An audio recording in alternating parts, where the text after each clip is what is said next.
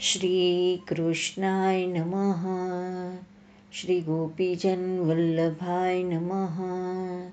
શ્રીમદ આચાર્ય ચરણ કમલેભ્યો નમઃ.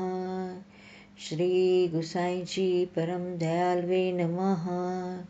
શ્રી યમુના ચતુર્થાભ્યામ નમઃ. શ્રી ગુરવે નમઃ. હરદાસવર્ય શ્રી ગિરિરાજ ગોવર્ધનાય નમઃ. વાલા વૈષ્ણવોને ભગવત સ્મરણ. પુષ્ટિ પ્રભાત. આજે આપણે શ્રી ગિરિરાજ બાવાનો આધિદૈવિક સ્વરૂપ તેના વિશે સત્સંગ કરીશું.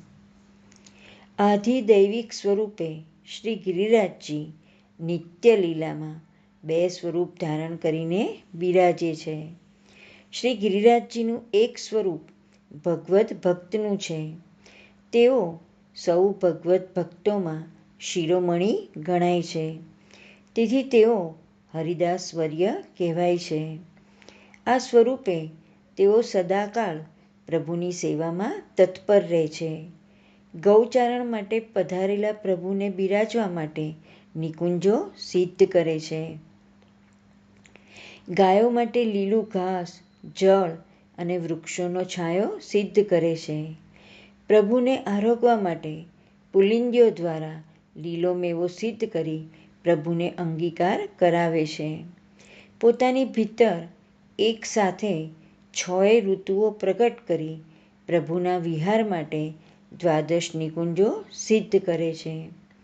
શ્રી ચતુર્ભુજદાસજીએ ખટ ઋતુની વાર્તામાં હરદાસવર્ય શ્રી ગિરિરાજજીના આધિદૈવિક સ્વરૂપના દર્શન કરી તેમનું સુંદર વર્ણન કર્યું છે.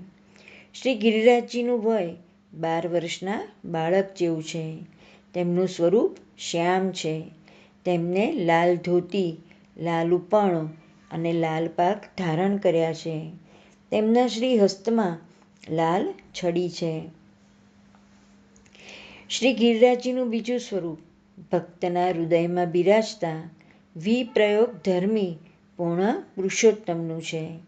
કારણ કે તેમના હૃદયમાં લીલા પરિકર સહિત સાક્ષાત પ્રભુ સદાકાળ બિરાજે છે. માટે આપણે ત્યાં શ્રી ઠાકોરજીની સાથે શ્રી ગિરિરાજજીની પણ સેવા થાય છે.